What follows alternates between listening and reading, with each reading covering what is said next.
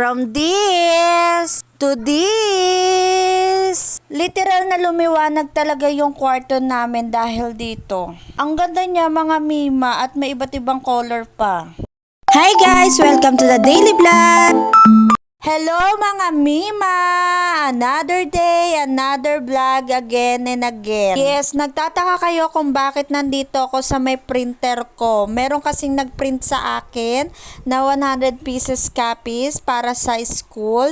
Piniprepare ko lang siya para bukas. Yes, isa sa mga pinagkakakitaan ko itong print, scan, and xerox. Sayang naman kung hindi ko gagamitin sa source of income itong printer ko. Pagkatapos ko i-print itong kailangan kong i-print ay magje-general cleaner na naman ako dito sa may kwarto ko. Lagi na lang talagang magulo at madumi dito sa kwarto kasi gawa ng dalawang toddler ko. Siguro nakakadalawang linis ako sa isang linggo dito sa kwarto namin kasi yung dalawang baby ko is makalat talaga, lalo na yung mga laruan nila na pupunta dito sa may ilalim. Ito talaga yung part na nahihirapan ako linisan, yung ilalim ng kama namin. Talagang napaka-hassle niya linisan kasi tignan mo naman napakakipot ng daan. Tapos meron pang batang nangungulit dito na gusto niya siya na lang maglilinis, akala mo naman kaya niya. Laking tulong din sa akin yung map na to kasi napapadali niya yung buhay ko. Hindi ko na kailangan itayo itong katre para lang linisan yung ilalim. At least itong map na to is napapadali niya talaga yung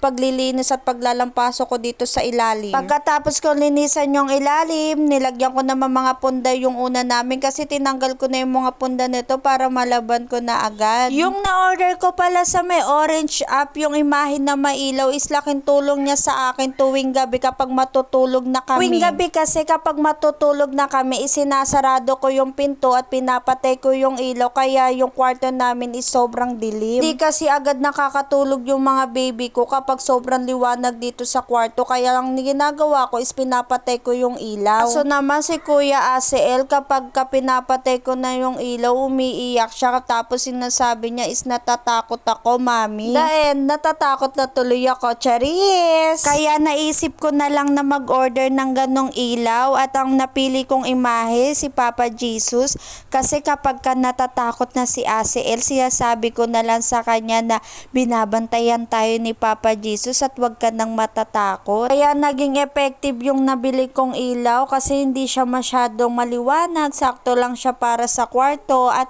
nakaka-relax din siya pag nakakatulog sa gabi. After ko mapalitan yung mga pundays, lilinisan ko na itong electric pan namin. Napakadumi niya at makapal na talaga yung alikabok. Pinapagalitan na ako ni ACL, pinapalinisan niya na sa akin. Sabi niya, mami, linisan mo na yung electric pan natin, napakadumi na. Minsan parang matanda na si ACL na pinapagalitan at pinagsasabihan niya ako kung ano ba dapat kong gawin. Hirapan tuloy ako ibalik yung electric pan kasi lumuluwag na pala yung tornilyo. Kailangan ko na siyang ilipat ng pwesto para tumibay ulit. O diba meron dito batang bida-bida, akala mo naman is nakakatulong sa mami niya, hindi niya alam nakaka-istorbo na siya. O diba laro-araw na ako naglilinis dito sa bahay namin para lang may ma-upload ako dito sa daily vlogs ko. Sa totoo lang, sobrang sakit na talaga ng katawan ko kakalinis ng bahay namin kung ano-ano na lang ginagawa ko. Pero nakakatuwa kasi naka 5k followers na ako. Happy 5k followers. Sana mas tumaas pa yung mga followers ko. Kaya dumadami na tayo at dumadami na rin yung viewers natin. Lalo ko talaga sisipagan araw-araw para araw-araw ako may ma-upload dito sa vlogs ko.